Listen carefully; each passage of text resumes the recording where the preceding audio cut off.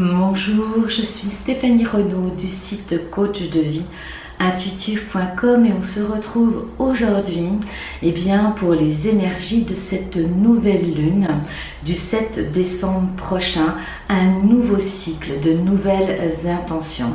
Alors on va voir tout ça ensemble. Donc cette nouvelle lune va avoir lieu lune et soleil conjoints dans le signe du Sagittaire. Et si vous avez suivi ma dernière vidéo concernant la pleine lune dernière, on était déjà en lien avec ce signe du Sagittaire, avec l'arrivée de la planète Jupiter dans sa maison en Sagittaire. Alors ça va être très intéressant cette nouvelle lune, comme toutes les nouvelles lunes, j'ai envie de dire, pour poser de nouvelles intentions. Effectivement, cette nouvelle lune en Sagittaire, on parle ici d'enthousiasme, on parle ici d'esprit libre, on parle ici de voyage, de formation, de nouvelles études, on parle de joie, de l'envie de créer de nouveaux projets, dans l'enthousiasme de la fraternité également, dans le sens de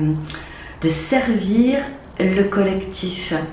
Alors on a également au carré, on a Mars et Neptune en Poisson. Alors c'est là que les choses peuvent un petit peu être nébuleuses dans le signe du Poisson.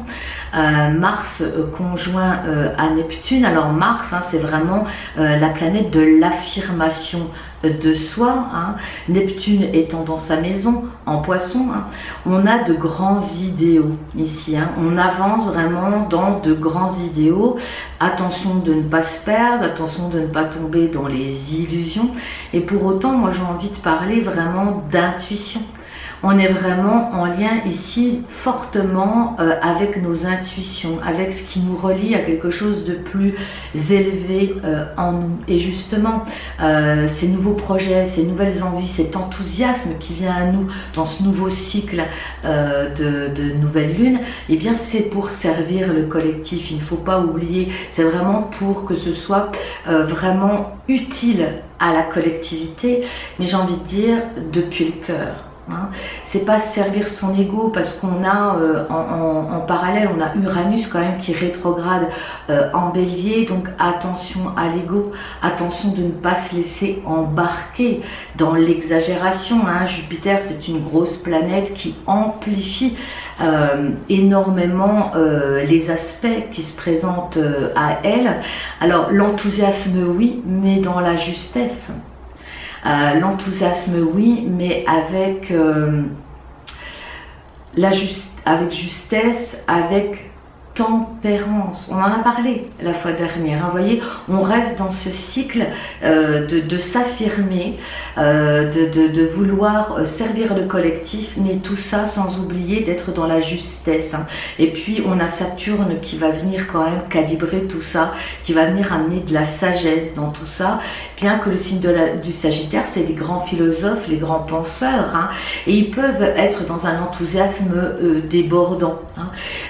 Donc vous voyez, ici, tout est une question d'équilibrage. Ça peut être vraiment une opportunité vraiment de se réaliser, de poser des actes, de nouveaux projets vraiment très beaux dès lors qu'ils sont empreints d'amour véritable, d'amour véritable pour son prochain et pas uniquement pour servir ses intérêts propres. On voit bien ce qui est en train de se passer au niveau de l'actualité en ce moment. Attention à la confusion et de rester bien centré, de rester dans quelque chose de constructif et de positif également pour tout à chacun, pour soi, pour son propre épanouissement, mais aussi pour l'épanouissement de la collectivité. C'est important. Alors on a Mercure qui repasse en marche directe dans le signe du Scorpion, conjoint à cette planète Vénus. Alors dans le Scorpion, on a parlé, cette planète Vénus, c'est vraiment des sentiments profonds. On parle d'engagement ici, d'engagement profond dans les relations, dans la relation à soi, aller débusquer les ténèbres, aller débusquer encore ces zones d'ombre en nous. C'est vraiment aller au plus profond de nous-mêmes pour vraiment laisser jaillir la lumière laisser jaillir ce qu'il y a de plus beau en nous. Et là, Mercure, qui est quand même une planète de l'esprit, de l'intellect, mais aussi de la communication, et bien ici, on a des possibilités, un potentiel de rentrer dans des discussions, de rentrer dans des, non pas des compromis, mais des compréhensions des uns des autres pour en tirer des solutions positives, concrètes, qui va venir servir tout à chacun. Donc on parle bien ici, dans cette nouvelle perspective de ce nouveau cycle lunaire, à nouveau de tempérance, de justesse, d'alignement intérieur, hein. On en a déjà parlé.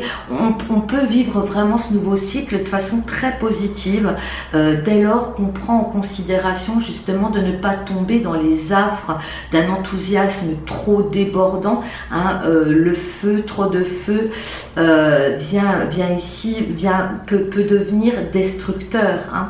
L'enthousiasme doit rester aligné sur l'énergie positive de la joie de vivre, la joie de créer, la créativité, et encore une fois vraiment dans le but de servir au mieux notre société et de ne pas aller dans un état de confusion, hein. Neptune, le poisson, il peut être dans ces confusions, l'affirmation de soi, peut-être aussi dans des illusions et des idéaux vraiment trop importants. Justesse, hein, je dirais c'est vraiment le mot en ce moment, justesse, calme intérieur, sérénité, pour vraiment laisser émerger tous les aspects positifs de cette nouvelle lune, pour poser des intentions tout à fait positives. Alors pour nous accompagner, évidemment, j'ai utilisé des oracles divers et variés. Le premier, vous le connaissez bien maintenant, et bien c'est le tarot de l'amour de Denise Jarvie, et puis j'ai choisi également le tarot d'Osho de la transformation. Voilà, j'étais appelée fortement par ce deuxième tarot. Et puis une autre carte bien sûr du tarot des lettres hébraïques, hein, ici de Marie Elia. Ça fait 2-3 tirages qu'on l'utilise et c'est vraiment des enseignements d'une grande profondeur. Et puis on finira par une petite carte avec le tarot de aujourd'hui, mon guide m'a dit. Bon, on est parti. Alors 3 directions pour aborder au mieux ce nouveau cycle lunaire. Le premier, roi des étoiles, l'alchimiste. L'alchimiste, capacité à transformer, à transcender.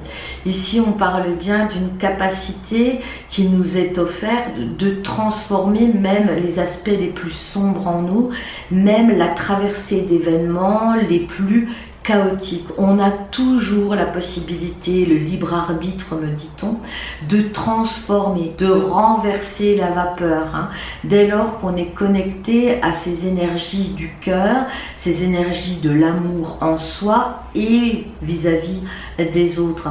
Donc des situations qui pourraient paraître les plus inconfortables, les plus chaotiques, les plus sombres, les plus difficiles peuvent être transformées. Ça, c'est vraiment le message qui me vient là tout de suite par rapport à cette carte de l'alchimiste, hein, qui transforme. On parle de transformation. Hein. Tout n'est pas incontournable, on a vraiment cette force en nous, il faut le rappeler, hein, dans nos pouvoirs, notre pouvoir intérieur en tant qu'être humain, une capacité à se choisir, une capacité à transformer les événements qu'on traverse, une capacité à voir le verre à moitié plein plutôt que le verre à moitié vide. Et puis on est suivi sur la deuxième direction par l'as des étoiles, création. Alors on va en parler de la créativité, hein. Pour ceux qui me suivent actuellement, j'ai mis en place un petit calendrier de l'Avent, donc vous retrouvez des vidéos tous les jours, quotidiennes, à partir de 10 h le matin, des petites capsules, et on va en parler de cette créativité, hein. C'est la création, la créativité qui amène la joie de vivre. On parle ici d'une capacité à créer de nouveaux emplois, à créer une nouvelle façon d'être. On est vraiment dans l'action. Et si vous regardez bien cette carte, c'est l'as des étoiles. Hein. On parle de l'alchimiste, capacité de transformer aussi ses émotions et d'en créer de nouvelles. Hein. Si vous allez voir mes petites capsules d'avant Noël, je parle de cet esprit que nous avons, de ce cerveau qui a une bande de données, hein, avec cette capacité effectivement de pouvoir changer, créer de nouveaux chemins neuronaux. C'est ici, on nous parle de ça. Créer de nouvelles habitudes, créer de nouvelles façons d'être, hein, pour rendre ce monde plus beau, mais dans la justesse, dans l'amour, pas dans la confrontation. On continue, troisième direction, l'as des anges. Alors vous voyez, par rapport au tarot, on a deux as. Hein. L'as, c'est vraiment symbole de transformation et de création pour le coup. Hein. Et l'as des anges, c'est la sagesse. Hein. Je vous laisse admirer cette magnifique carte ici. La sagesse, agir depuis son centre intérieur, avec sagesse, pas d'emballement, hein, pas d'exagération, hein, pas de débordement. Hein.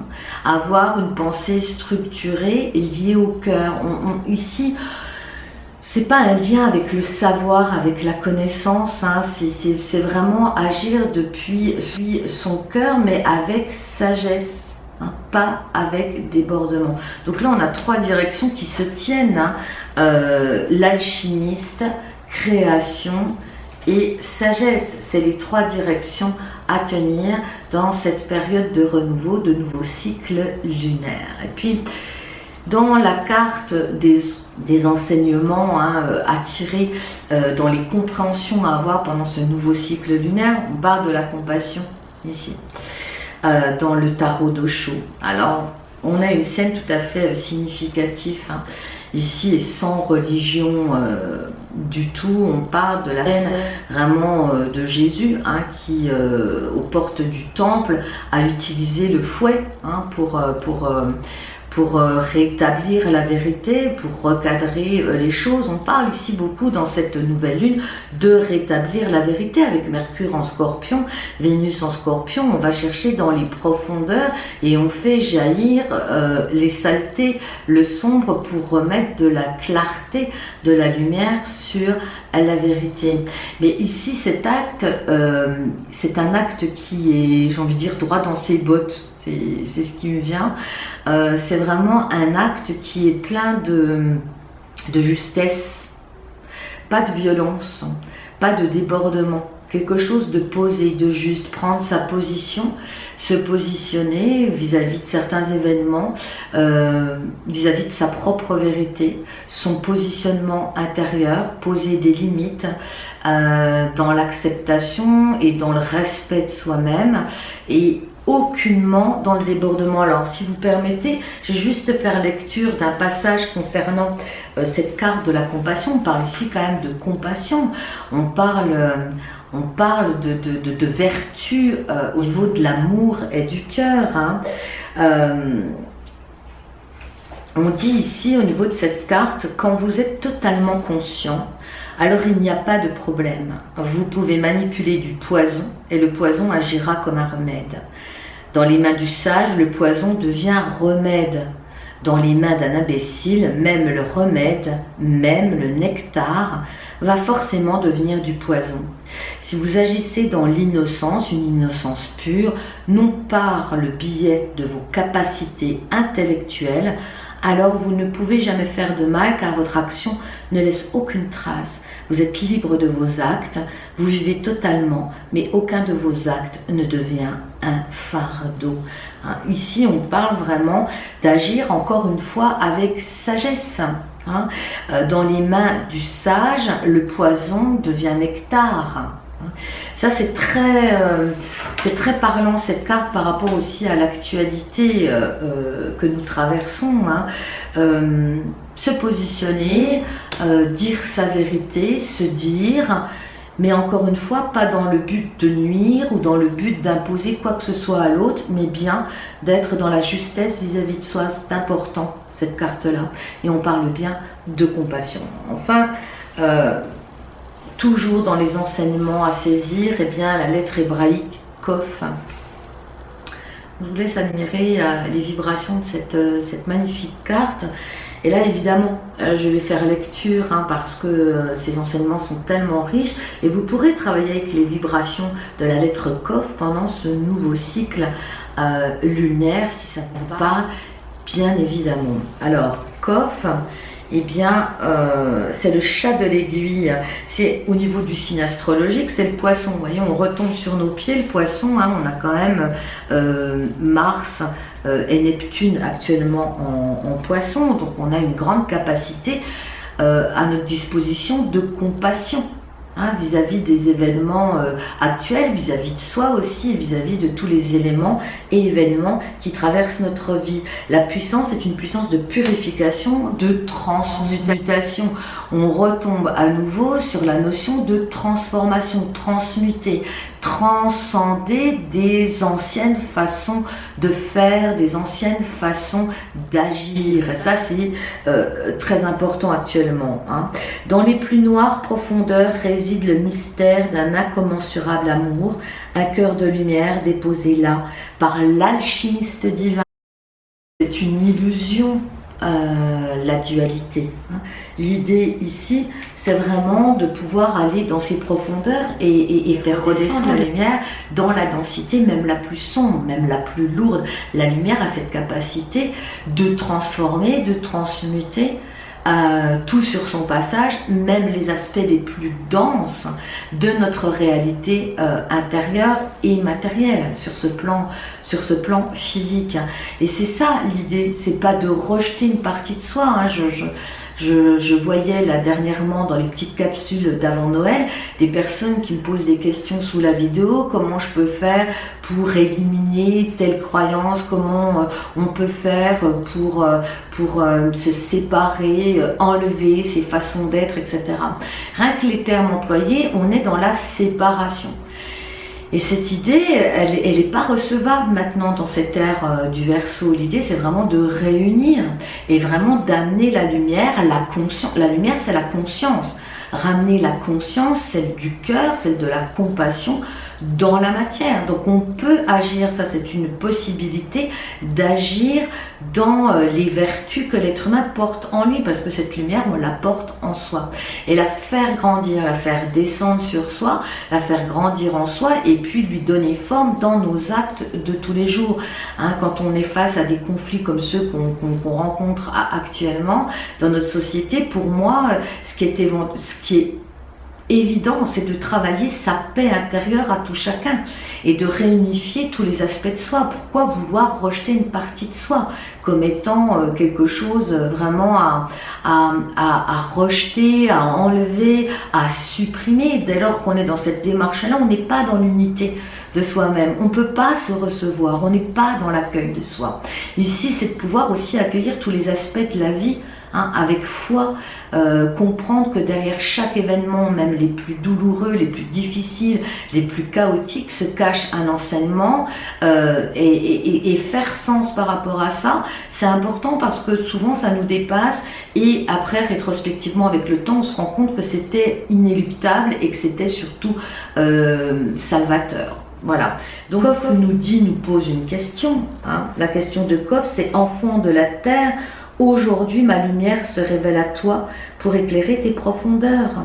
Souviens-toi de cet amour qui t'a poussé à plonger dans l'incarnation, acceptant de revêtir ta splendeur des voiles du psychisme humain afin d'expérimenter la dualité. Tu as mangé du fruit de l'arbre de la connaissance, du bien et du mal.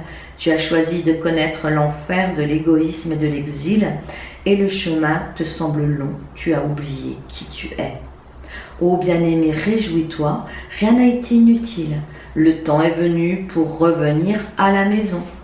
Le soleil de minuit apparaît dans les ténèbres et efface les cicatrices du long périple.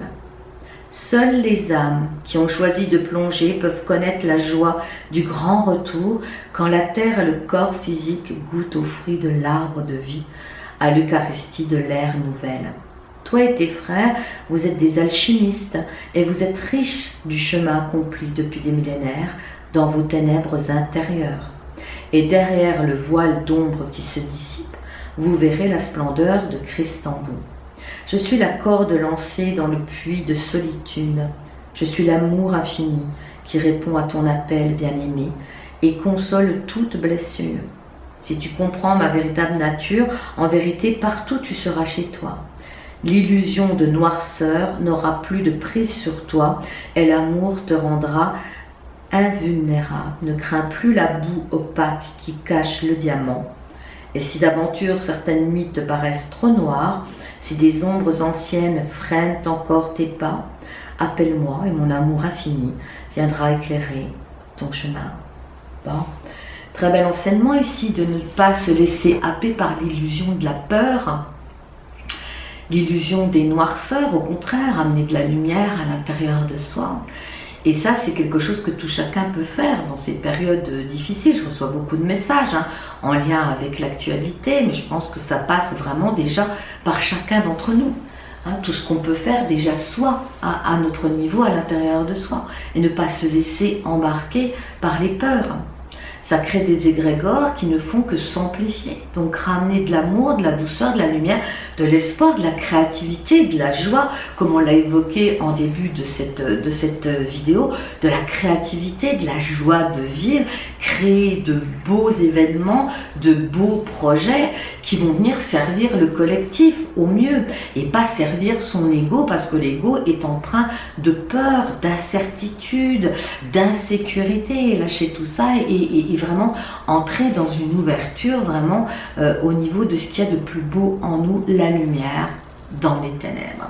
Puis enfin une dernière carte, un message, mon guide me l'a dit, c'est confiance en soi, on garde la confiance en soi. Crois en toi chaque jour, augmente cette force et ressens le mieux-être s'installer. À ce moment-là, tu auras confiance en tes capacités de guérison, en tes capacités de te défendre et de briller comme un soleil. Aime-toi comme jamais tu t'es senti aimé, et là refleurira ton jardin intérieur, béni sois-tu. Voilà cette très belle carte. Bon, mais écoutez, j'espère que ce petit tirage, cette intervention au niveau des énergies de cette nouvelle lune, eh bien, va vous accompagner au moins à poser de nouvelles intentions en lien avec les énergies d'amour, de compassion, de paix intérieure, savoir prendre sa place, oui, mais sans débordement, et surtout dans le but de servir, encore une fois, le bien-être de tous. Et de ne pas être dans une confrontation directe, que ça vous concerne au niveau de ce qui se passe dans l'actualité, mais aussi dans vos vies. Et pour moi, ce qui se passe dans l'actualité n'est jamais que le reflet de ce qui peut se passer à l'intérieur de chacun d'entre nous. L'acceptation est aussi une démarche importante avec la gratitude de ce que l'on a déjà. Savoir apprécier tous ces bonheurs que nous avons, même peut-être les plus insignifiants, les plus petits, etc. Voilà. Écoutez, en tout cas, j'ai été ravie de passer un moment avec vous concernant ces énergies de la nouvelle lune. Bien sûr, vous allez me retrouver sur ma chaîne Coach de vie intuitive, la joie d'être soi, avec ce calendrier de l'Avent qui nous réserve des surprises, parce que je n'en connais pas encore par avance le contenu de chaque jour, mais en tout cas, chaque jour, une nouvelle vidéo, une nouvelle prise de conscience. J'espère que cela vous soutien vous plaît. Vous pouvez bien sûr retrouver mon actualité sur ma page Facebook, sur mon site internet coachdevie-intuitive.com. Concernant les soins vibratoires de groupe, je vous invite à vous inscrire sur le site coachdevie-intuitive.com pour recevoir les prochaines dates qui auront très prochainement lieu. Alors ces soins vibratoires de groupe, c'est vraiment en privé, ensemble, vraiment pour s'accompagner dans ces périodes de grands changements, de transformation.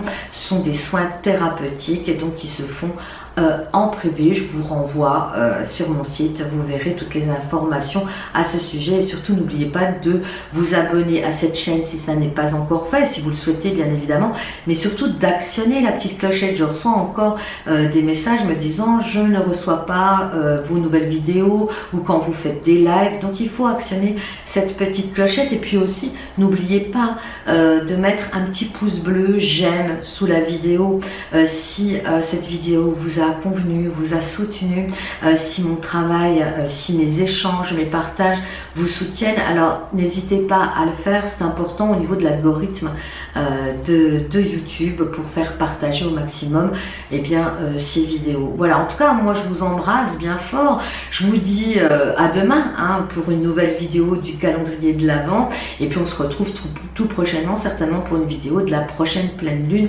de ce fin de mois. N'oubliez pas, le mois de décembre c'est un mois de compassion, d'amour, on va avoir des énergies d'amour qui vont augmenter, qui vont s'amplifier tout au long de cette progression du mois de décembre. On parle beaucoup de l'énergie christique ici et sans religion aucune, ce sont des énergies d'amour, de compassion et de guérison.